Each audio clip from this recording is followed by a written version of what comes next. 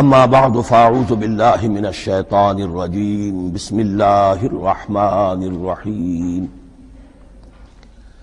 الحمد للہ رب العالمین الرحمن الرحیم مالک یوم الدین ایاک نعبد و ایاک نستعین اہدنا الصراط المستقیم صراط الذين أنعمت عليهم غير المغضوب عليهم ولا الضالين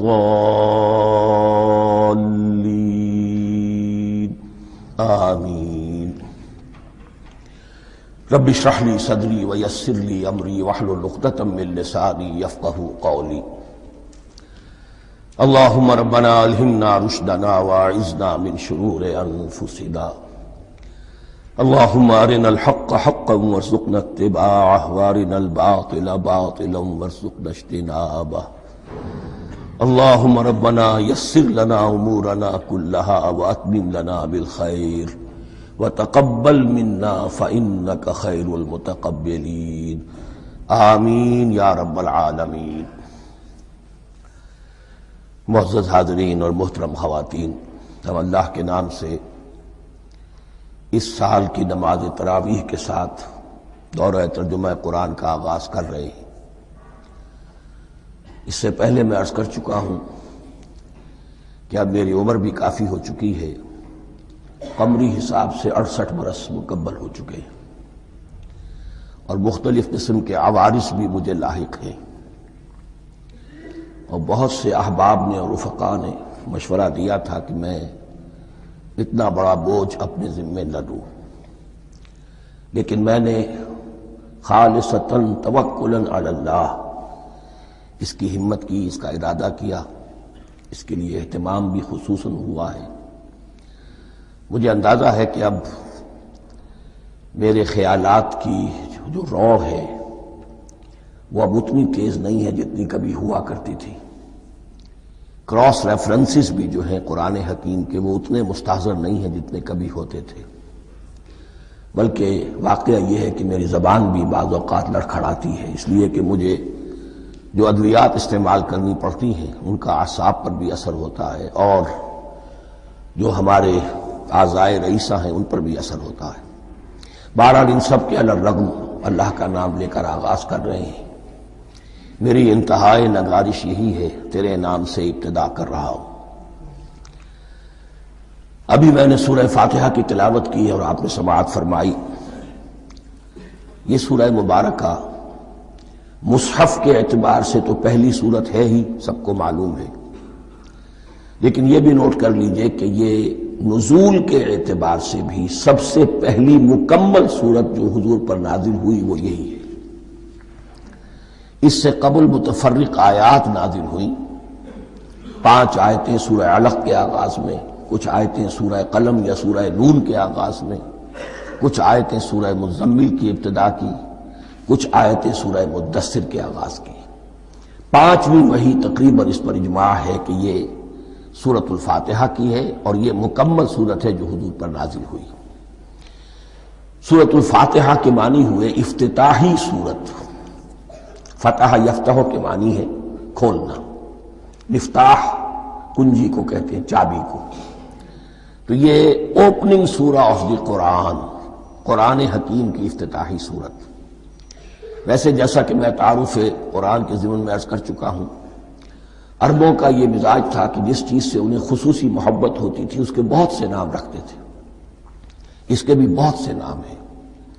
سورۃ الفاتحہ سب سے عام ہے، لیکن الکافیہ، الشافیہ، ام القرآن، اساس القرآن، کم سے کم یہ 4 نام تو میں سمجھتا ہوں کہ ہر مسلمان کو مزید معلوم ہونے چاہیے، اور بھی بہت سے نام ہیں۔ اس سورہ مبارکہ کی بالاتفاق و بالاجماع 7 آیتیں ہیں، اگرچہ ان کی ترتیب میں کچھ اختلاف ہے۔ ایک رائے، یہ رائے امام شافعی کی بھی ہے، اور بصرہ کے جو قراء تھے ان کی بھی ہے، کہ آیت بسم اللہ بھی سورہ فاتحہ میں شامل ہے، اس کا جز ہے، وہ اس کو شامل کر کے پھر 7 آیتیں بناتے ہیں تو آخری جنہیں ہم دو آیتیں سمجھتے ہیں صراط الذین انعمت علیہم غیر المغضوب علیہم ولا الضالین، وہ ان کے نزدیک ایک آیت ہے۔ تو گویا کہ نتیجہ یہ نکلا کہ آیتوں کی تعداد 7 ہی رہتی ہے۔ امام ابو حنیفہ رحمۃ اللہ علیہ کا موقف اور کوفے کے جو قراء تھے ان کا بھی موقف یہ ہے کہ آیت بسم اللہ نہ سورہ فاتحہ کا جز ہے نہ کسی اور سورت کا جز ہے، سوائے ایک مقام پر جہاں حضرت سلیمان علیہ السلام کا خط جو ہے نقل ہوا ہے، جنہوں نے ملکہ سبا کو لکھا تھا انہ من سلیمان و انہ بسم اللہ الرحمن الرحیم۔ تو قرآن کے متن میں صرف اسی جگہ پر یہ آیت شامل سمجھتے ہیں، باقی یہ صرف علامت کے طور پر کہ یہاں سے ایک نئی سورت شروع ہو رہی ہے درج کی گئی ہے۔ اس سورہ مبارکہ کو الصلاح قرار دیا گیا ایک حدیث میں، اس کا جو اسلوب ہے وہ دعا کا ہے، اور دعا کے ساتھ اس کی جو مناسبت ہے اور پھر اسی کی وجہ سے ہماری نماز کا یہ جزو لا ینفک بنا دیا گیا۔ بلکہ ایک حدیث جو میں آپ کو سناؤں گا اس میں اسی کو نماز قرار دیا گیا، الصلاح یہی ہے۔ ویسے وہ حدیث مبارک موجود ہے من لم یقرأ بفاتحۃ الکتاب لا صلاۃ لمن لم یقرأ بفاتحۃ الکتاب، جو شخص سورہ فاتحہ کی تلاوت نہیں کرتا اس کی کوئی نماز نہیں۔ اس کے حوالے سے بھی ہمارے ہاں دو مسلک ہیں، ذکر صرف اس لیے کر رہا ہوں کہ آپ کے علم میں ہو، ان میں کوئی بنیادی فرق نہیں ہے۔ کسی بھی ایک رائے کا انسان قائل اور حامل ہو سکتا ہے بغیر اس کے کہ دوسرے کو بالکل غلط قرار دے، بلکہ یہ کہ اس کے لیے بھی گنجائش اپنے ذہن میں اور اپنے دل میں رکھے۔ تو ایک رائے یہ ہے کہ یہ میں کیا عرض کر رہا تھا، کوئی بھول گیا ہوں۔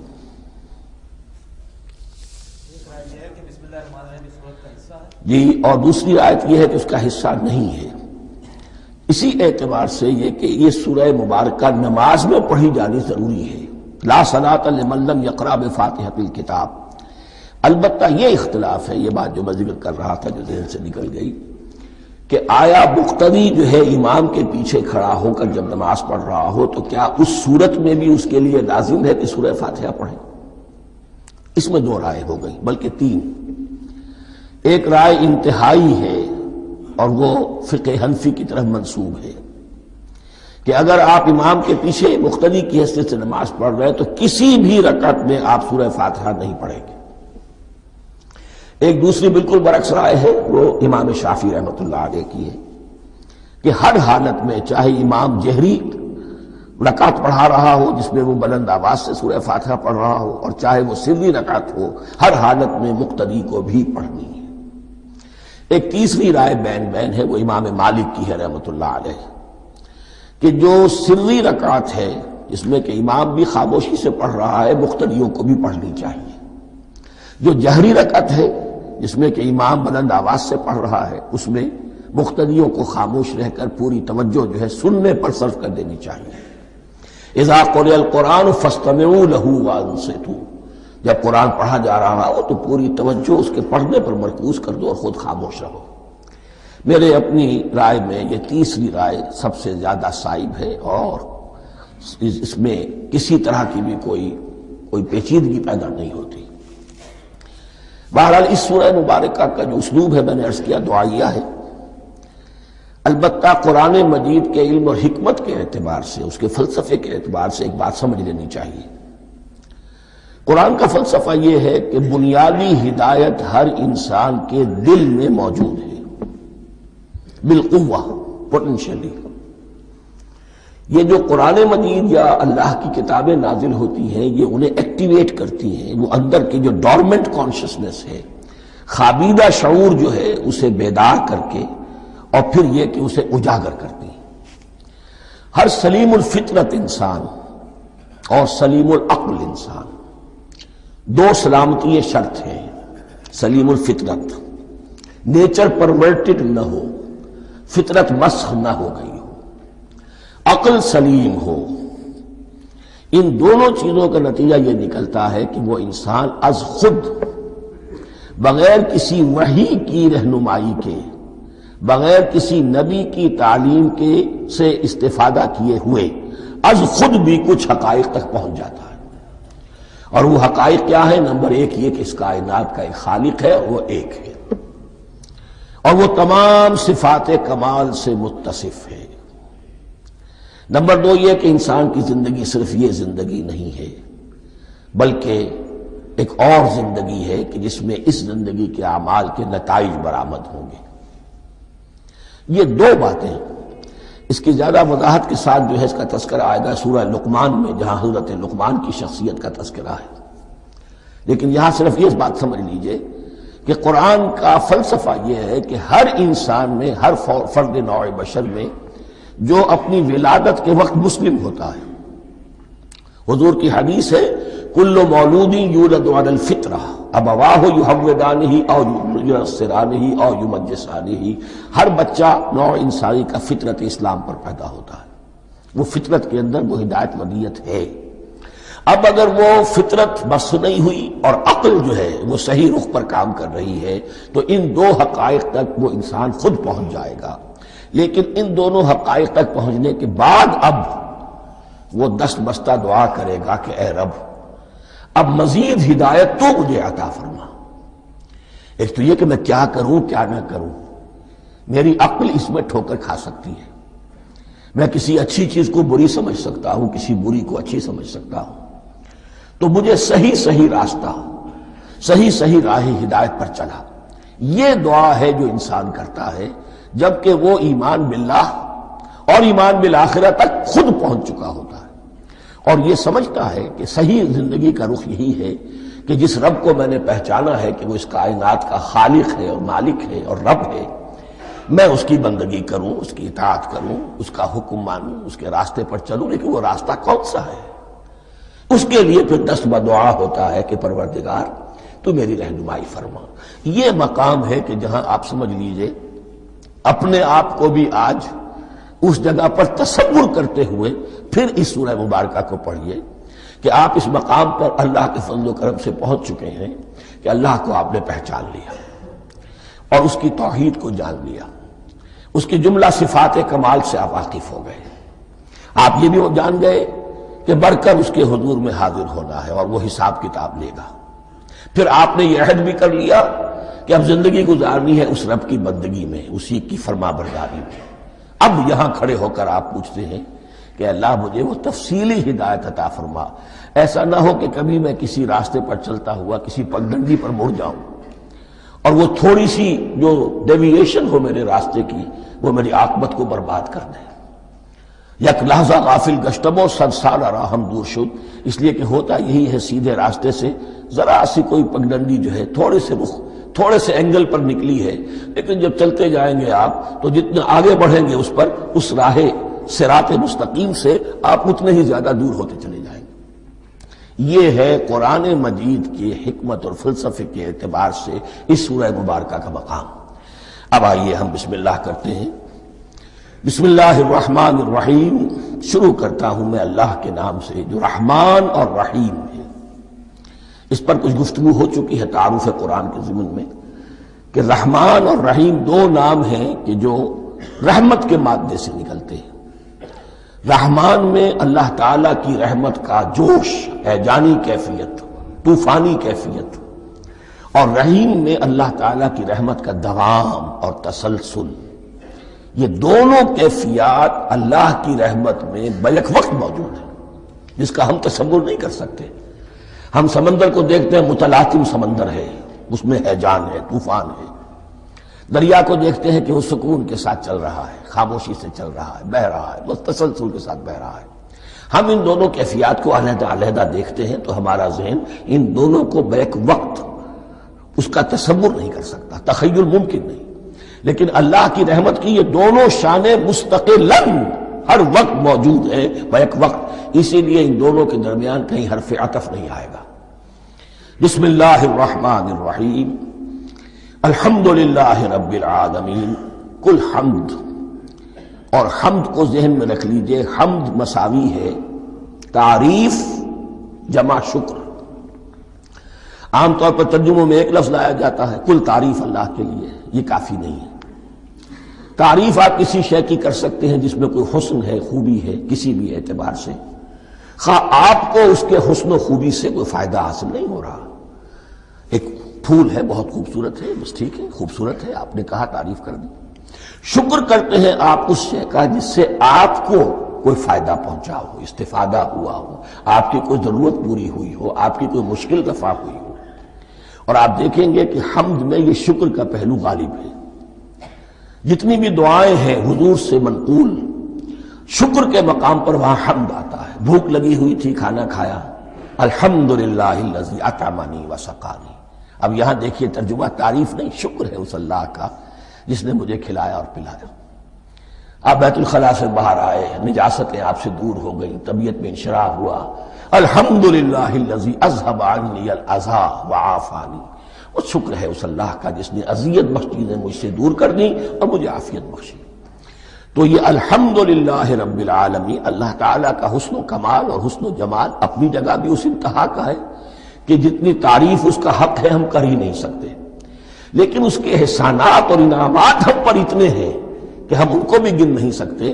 لہذا ایک ہی احساء ہم نے کر دیا الف لام کے ساتھ، الحمدللہ رب العالمین۔ تمام تعریفیں اور کل شکر اللہ کے لیے ہیں کہ جو تمام جہانوں کا پروردگار ہے، رب ہے، مالک ہے۔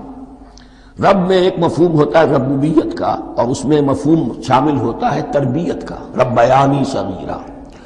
تو مالک ہونا اور تربیت دینا، آپ جس شے کے مالک ہوں گے آپ چاہیں گے اس میں بڑھوتری ہو، اس میں اضافہ ہو، وہ نشو و نما پائے۔ تو یہ دونوں چیزیں آپس میں ایک دوسرے کا جڑی ہوئی ہیں، پروردگار بھی اور مالک بھی۔ عام طور پر عربی میں رب کا لفظ مالک کے لیے آتا ہے، رب البیت، رب الدار، رب المال۔ تو مال وہاں پر ظاہر بات ہے کہ اس سے مراد کیا ہے، مال والا، گھر والا، گھر کا مالک۔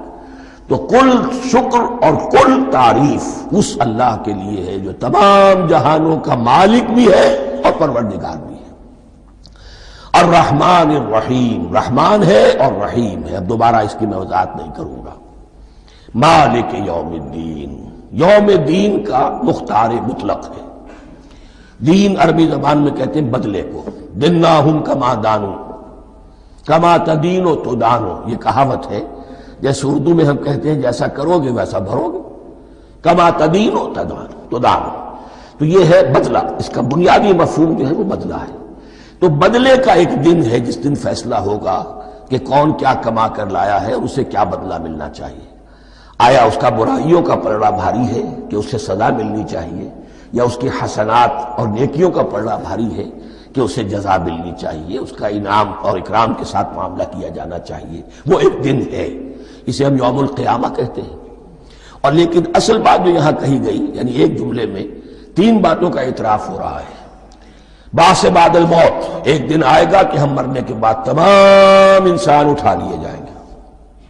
پھر حساب و کتاب، پھر اللہ کے ہاں حاضری ہوگی اور حساب کتاب ہوگا۔ اور تیسرا یہ کہ اس حساب کتاب کے دن کا مختار مطلق اللہ ہے، یعنی کسی اور کو اپنے ذہن میں سہارا بنا کر آپ زندگی گزاریں کہ وہ مجھے چھڑا لے گا، یا وہ ہستی جو ہے اتنی زوردار ہے کہ وہ مجھے بچا لے گی، اس سے اپنے دل کو، اپنے ذہن کو بالکل پاک کر لیجئے۔ مالک یوم الدین، ایک دوسری جگہ پر قرآن میں آیا ہے، اس روز کوئی پکارنے والا پکارے گا، لمن الملک اليوم للہ الواحد القہار، آج کے دن کس کا اختیار مطلق ہے؟ اور پھر کہا جائے گا اللہ کے لیے، الواحد قہار، جو پوری طرح چھایا ہوا ہے، بس تولی ہے۔ تو مالک یوم الدین، جو جزا و سزا کے دن کا مالک ہے۔ اب یہاں سے کلام ایک رخ بدل رہا ہے۔ ابھی تک تو یہ غائبانہ انداز میں کلام ہو رہا ہے، اللہ سے خطاب نہیں آیا اس میں ابھی۔ الحمدللہ رب العالمین الرحمن الرحیم مالک یوم الدین۔ اب خطاب ہے، ایاک نعبد و ایاک نستعین، ہم صرف تیری ہی بندگی کرتے ہیں اور کریں گے، اور ہم صرف تجھ ہی سے مدد مانگتے ہیں اور مانگیں گے۔ یہ ترجمہ میں کیوں کر رہا ہوں کہ یہ فعل مضارع ہے۔ عربی زبان میں فعل مضارع حال اور مستقبل دونوں کو کور کرتا ہے۔ کا جو ہے مفعول فاعلی جو ہے، مفعول جو ہے اس میں ضمیر مفعولی، اسے پہلے لا کر حشر کا مضمون پیدا ہو گیا۔ ہم تیری بندگی کرتے ہیں نہیں، ہم تیری ہی بندگی کرتے ہیں اور کریں گے۔ حال میں ترجمہ کیجئے تو یہ اظہار حال ہے، اور مستقبل میں ترجمہ کیجئے تو یہ ایک عہد ہے، قول و قرار ہے، بہت بڑا معاہدہ ہے۔ وَإِيَّاكَ نَسْتَعِينُ، اور صرف تجھ ہی سے مدد مانگتے ہیں اور مانگیں گے۔ اس میں بھی حال کا ترجمہ اظہار حال، اللہ کرے کہ واقعی ہمارا حال وہی ہو، جب ہم یہ الفاظ کہتے ہیں تو واقعتاً ہم اس پر پورے اتر رہے ہوں کہ اسی کی بندگی کر رہے ہوں اور اسی سے ساری استعانت اور استمداد کر رہے ہیں۔ جہاں تک مستقبل کا تعلق ہے وہ پھر ایک عہد ہے، اہدنا الصراط المستقیم، یہ مقام وہ آ گیا کہ یہاں تک تو اے پروردگار ہم پہنچ گئے، تیرے فضل سے، تیرے کرم سے، فطرت سلیمہ بھی تیری عطا کردہ تھی، عقل سلیم بھی تیری ودیعت کردہ تھی، ان دونوں کی روشنی سے ہم یہاں تک تو پہنچ گئے۔ اب ہماری جو ضرورت ہے، احتیاج ہے، وہ کیا ہے؟ اہدنا الصراط المستقیم، ہدایت بخش ہمیں سیدھے راستے کی۔ یہاں دو باتیں سمجھ لیجئے، انفرادی سطح پر انسان کے لیے نہ معلوم کتنے مرحلے آتے ہیں ہر روز کہ جس میں وہ ایک ٹھٹک کر کھڑا ہو جاتا ہے، یہ کروں یا یہ کروں، دو آلٹرنیٹو سامنے آ رہے ہیں، فیصلہ کرنا مشکل ہو رہا ہے، قدم قدم پر ہدایت کی ضرورت ہے۔ اور اجتماعی طور پر نوع انسانی تین بڑے بڑے تمدنی مسائل میں واقعہ یہ ہے کہ تسلیم کر لیا جانا چاہیے کہ عقل انسانی اس کو راستہ نہیں دکھا سکتی۔ عام معاشرتی سطح پر مرد اور عورت کے درمیان حقوق اور اختیارات کا کیا توازن ہو، ناممکن ہے، انسان طے نہیں کر سکتا۔ انسان یا مرد ہے یا عورت ہے، عورت سوچے گی اپنے لحاظ، اپنے جذبات کا، اپنے خیالات کا لحاظ رکھے گی، مرد کے جذبات و احساسات کا اس کا کوئی تصور ہی ممکن نہیں۔ مرد سوچے گا اسے اپنے احساسات معلوم ہے، لیکن یہ کہ عورت کے احساسات سے وہ نابلد ہے، ان کو محسوس کر ہی نہیں سکتا، لا محالہ وہ اپنے بارے میں وہ جو بھی نظام بنائے گا اس میں وہ اپنی بالادستی رکھے گا۔ وہ تو ایک ہی ہستی ہو سکتی ہے کہ جو دونوں کی خالق ہے، مرد کی بھی عورت کی بھی، اور اس کو دونوں سے محبت ہے، دونوں کا خیر خواہ ہے، دونوں کا رب ہے، دونوں کو پروان چڑھانا چاہتا ہے۔ اسی طرح فرد اور معاشرہ یا ریاست، حکومت اور ریاست ہمیشہ یہ چاہتی ہے کہ سارے اختیارات ہمارے ہاتھ میں آ جائیں، ٹوٹلیٹیرین سوسائٹی ہو، بس ہم حکم دیں اور لوگ اس پر چلیں۔ افراد یہ چاہتے نہیں، ہمیں آزادی ہونی چاہیے۔ اب آپ دیکھیے کہ دنیا میں کتنے جھگڑے چلتے ہیں اسی پر، فریڈم فریڈم فریڈم۔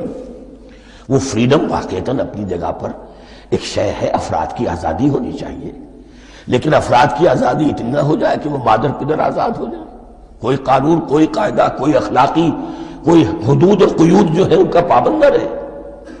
تو اب کہاں ہے وہ نقطہ اعتدال کہ جس میں انسان کی انفرادی آزادی، انفرادی اختیار اور ادھر اجتماعی مصلحتیں جو ہیں ان کو بیلنس کیا جا سکے؟ انسان طے نہیں کر سکتا، صرف اللہ ہی اس کے لیے نظام دے سکتا ہے۔ تیسرا مسئلہ ہے سرمایہ اور محنت، اس میں کیا توازن ہو؟ سرمایہ اور محنت دونوں مل کر کچھ بنا رہے ہیں، کچھ پروڈیوس کر رہے ہیں۔ اب اس میں نفع جو ہوا ہے اس میں سرمایہ کا کتنا حصہ ہونا چاہیے اور لیبر کا کتنا ہونا چاہیے، کون طے کر سکتا؟ اس کے لیے بھی کہ ایسا نہ ہو کہ سرمایہ داری جو ہے آکاش بیل بن کر پورے معاشرے پر چھا جائے، اور غریب بیچارہ، مزدور بیچارہ، کاشتکار بیچارہ وہ گویا کہ چکی کے دو پارٹوں میں پس کر رہ جائے، اس کی کوئی حیثیت نہ رہ جائے۔ لیکن یہ کہ دوسری طرف اگر یہ کہ مزدور کا جو حق ہے اس سے زیادہ اس کو دے دیا جائے تو سرمایہ جو ہے وہ سکڑ جائے گا، شائی ہو جائے گا، وہ پھر میدان میں نہیں آئے گا۔ کیا کیا جائے؟ کون سا نقطہ عدل و اعتدال ہے؟ یہ تین مسائل ایسے ہیں، اہدنا الصراط المستقیم۔ تو یوں سمجھیے کہ ایک جو بنیادی ہدایت تھی، ایک اللہ کو پہچان لینا، یہ جان لینا کہ کل حسن و جمال اور تمام انعام و اکرام کا منبع اس کی ذات ہے، وہ رحمان ہے اور رحیم ہے، اور یہ جان لینا کہ مرنے کے بعد جی اٹھنا ہے، حساب کتاب ہے، فیصلہ ہوگا جزا و سزا کا، اور مختار مطلق اس دن کا اللہ ہے۔ پھر یہ عہد کر لینا ایاک نعبد و ایاک نستعین۔ اس کے بعد دعا، پروردگار ہمیں ہدایت پر قائم رکھ، ہماری ہدایت میں اضافہ فرما۔ اس ہدایت کے لفظ کو سمجھ لیجئے، بنیادی ہدایت، تفصیلی ہدایت، قدم قدم پر ہدایت، ہدایت پر ہدایت۔ والذین اہتدوا زادہم ھدی، جو لوگ ہدایت کے راستے پر آتے ہیں اللہ ان کی ہدایت میں اضافہ کرتا ہے۔ تو یہ قدم قدم پر ہمیں ہدایت کی ضرورت ہے اور مرحلہ وار ضرورت ہے۔ ہدایت اس کو بھی کہتے ہیں کہ کسی نے آپ سے کوئی پتہ پوچھا، آپ نے کہا ادھر جانا، پھر دوسری گلی میں مڑنا، پھر جانا 2-3 لائٹیں چلے جانا، پھر مڑنا وغیرہ وغیرہ، یہ بھی ہدایت ہے، نظری طور پر آپ نے بتایا ہے۔ ایک ہدایت یہ ہوئی کہ بھائی میں چلتا ہوں آپ کے ساتھ، میں آپ کو وہاں تک پہنچا دوں گا تاکہ آپ کو دقت نہ ہو، آپ نے منزل تک پہنچا دیا۔ ان دونوں کے درمیان، یہ تو میں نے ایک فرد کی مثال دی ہے، اللہ اور بندے کے درمیان نہ معلوم کتنے مراحل ہیں ہدایت کے۔ تو کسی وقت بھی انسان اپنے آپ کو ہدایت خداوندی سے مستغنا نہیں سمجھ سکتا، اور نہیں تو پروردگار جو ہدایت دی ہے اس پر ہدایت پر قائم رکھ۔ کیا پتہ شیطان کا کوئی حملہ، کیا پتہ ہمارے نفس کی کوئی شرارت کسی ایسے رخ پر ہمیں ڈال دے کہ اب تک کی ساری کمائی بھی ضائع ہو جائے۔ لہذا یہ نہ سمجھیے کہ جب یہ ساری چیزیں ان کو معلوم تھی، ان چیزوں کا تو اقرار کر رہے تو اب ہدایت کون سی مانگ رہے ہیں؟ تو ہدایت کا تو بڑا میدان کھلا ہوا ہے، اور اس ہدایت کی وہ جو میں نے آخری شکل آپ کو بتائی ہے کہ منزل مقصود تک پہنچا دے، یہ ہدایت بھی قرآن مجید میں اس معنی میں بھی لفظ آیا ہے کہ اہل جنت جب جنت میں داخل ہوں گے تو جو ترانہ حمد ان کی زبان پر اس وقت ہوگا وہ کیا ہے؟ الحمدللہ الذی ہدانا لہذا وما کنا لنہتدی لولا ان ہدانا اللہ۔ کل شکر اس اللہ کا جس نے ہمیں یہاں تک پہنچا دیا، ہدایت دی یہاں تک پہنچا دیا، اور ہم ہرگز نہ پہنچ پاتے، ہم ہرگز ہدایت یافتہ نہ ہو سکتے اگر اللہ ہی ہمیں ہدایت نہ دیتا۔ اہدنا الصراط المستقیم، سیدھا راستہ، صراط الذین انعمت علیہم، اب اس کی مزید وضاحت ہے، راستہ اس کا ان لوگوں کا جن پر تیرا انعام ہوا۔ یہ کون لوگ ہیں؟ اس کی وضاحت آپ کو ملے گی سورہ نساء میں، من یطع اللہ والرسول فاولئک مع الذین انعم اللہ علیہم من النبیین والصدیقین والشہداء والصالحین۔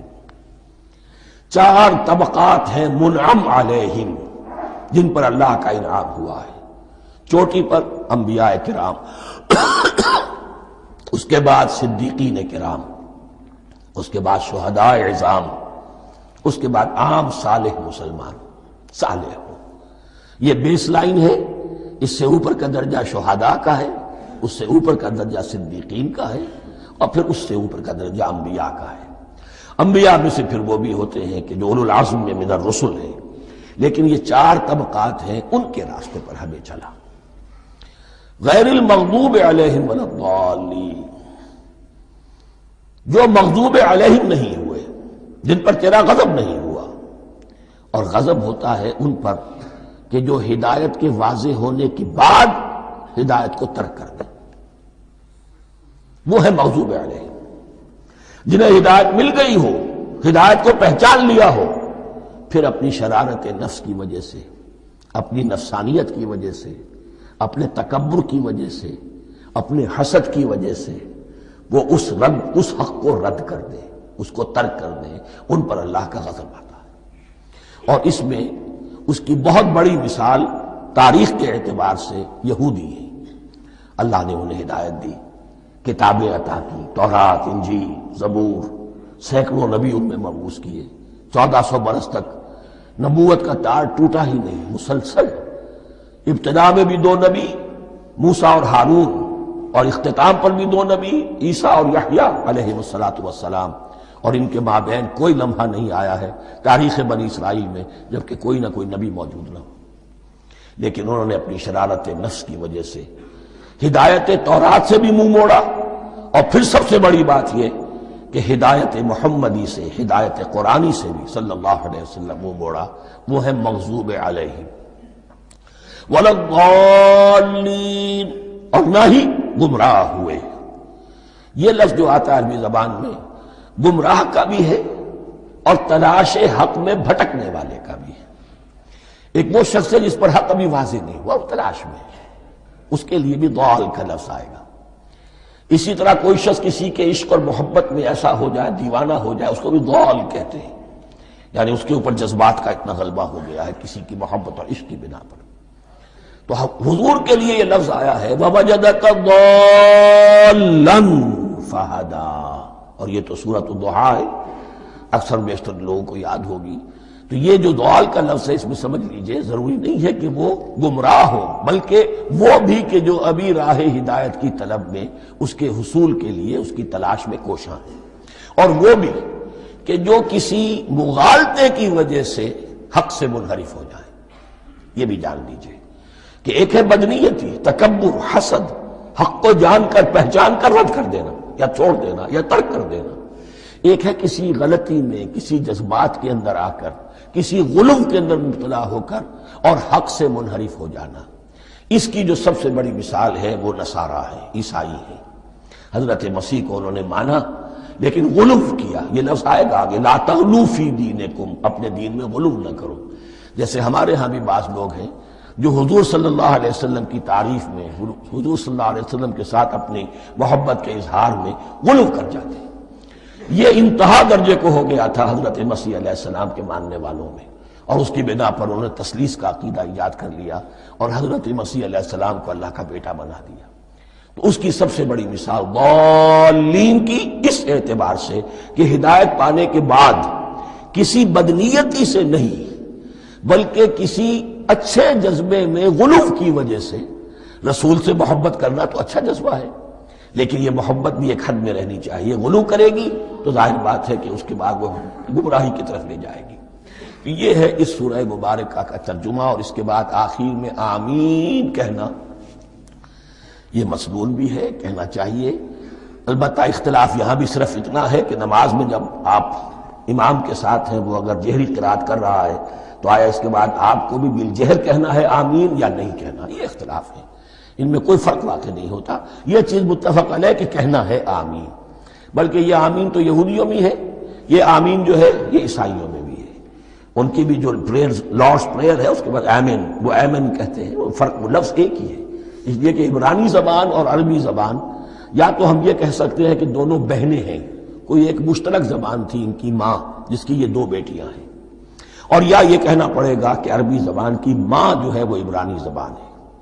بہرحال بڑا قریبی رشتہ عربی کا اور عبرانی کا ہے، اس اعتبار سے وہ آمین۔ اب آپ کو معلوم ہے ہم السلام علیکم وہ کہتے ہیں، وہ سلام کہتے ہیں، فرق کیا ہے؟ وہ تو تلفظ کا فرق ہے۔ اسی طریقے سے اور بہت سے الفاظ ہیں، میں بعد میں بتا۔ اب میں اس سورہ مبارکہ کے بارے میں خاص حدیث آپ کو سنانا چاہتا ہوں، اور اسی سے در حقیقت جو امام ابو حنیفہ کا موقف ہے رحمۃ اللہ علیہ، اس کی حقانیت مزید مبرہن ہو جائے گی۔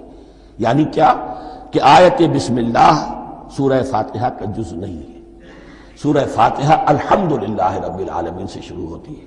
وہ میں آپ کو بتانا بھول گیا کہ جن کے نزدیک یہ سورت کا جز ہے وہ پھر جہری قرات میں بسم اللہ الرحمن بھی بلند آواز سے کہیں گے، اور جن کے نزدیک یہ سورہ فاتحہ کا جز نہیں ہے وہ نہیں کہیں گے، وہ الحمدللہ رب العالمین سے قرات کریں گے۔ تو کوئی فرق نہیں ہے بنیادی۔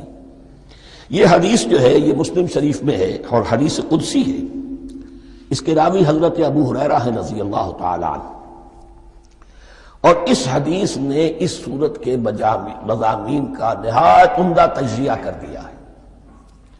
حدیث کے الفاظ سن لیجئے، قسمت الصلاۃ بینی و بین عبدی نصفین۔